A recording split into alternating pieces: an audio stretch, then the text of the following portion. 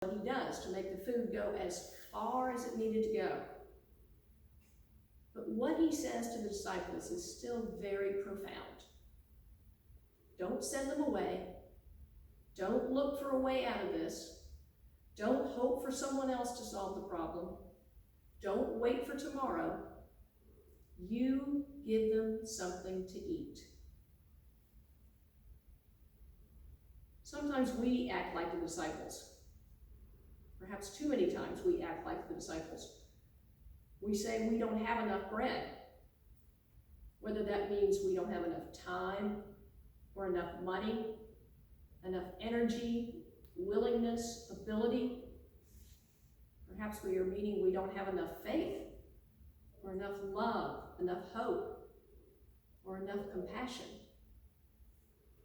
We're skeptical. We're pessimistic. We're uninspired.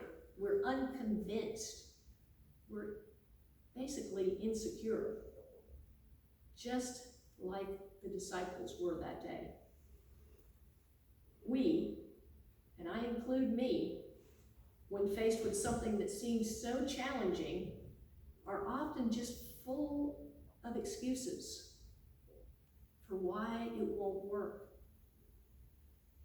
But just like the disciples in this story, Jesus gives us something greater than even our best excuses. He gives them more than another miracle. He gives them something better than even the bread and the fish. Jesus reveals to us just what a high opinion God has, not only of the lonely and the lost, the sick and the needy on the hillside. Jesus shows compassion.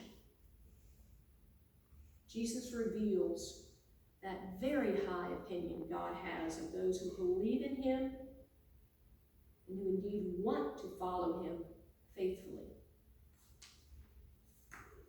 What I hear Jesus saying is, do not wait for someone else to do it. Do not pretend you don't have the time or the skills or the resources. Don't pretend you're not qualified or capable. Don't put it off for another day, another time or moment that might be more convenient for you. You give them something to eat. This time of coronavirus is a very unique place for Church of the Advent, indeed for all churches. We as a congregation, due to age or other illnesses, many of us are vulnerable to this disease. It makes it difficult for us to feel like we can leave our homes or provide any help to others. Yet in Baldwin County, and in western Pensacola, in Mobile, and all the areas surrounding us, we know that many people are facing unemployment. They may be worried about where their next meal comes from, where the rent is coming for their home, and how to pay their bills. Many may be facing issues of school for their children. What would they do if the schools are closed? And if the schools are open, are they indeed safe?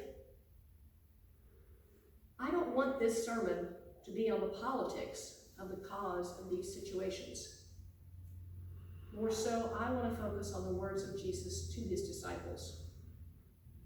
As he looked to the crowds and as he looked to them, he said to his disciples, you give them something to eat. Those words don't change. Now, I don't have an answer of what we as a congregation, as a church could do, or even what we should do, if anything. But I would like to encourage all of you to pray and consider what in this time of virus, what is the need in Lillian, in Baldwin County, in Escambia, in western Pensacola?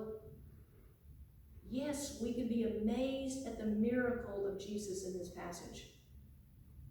But let us also think about our own mission today as a congregation, as individual followers of Christ. Let us hear Jesus' command to give something to eat.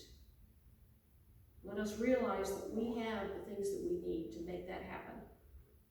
Because of God's great love for us, we're called and we're capable to do the work of Christ in the world. And that when we do, will be more than enough of love and grace and hope to go around, and with leftovers besides.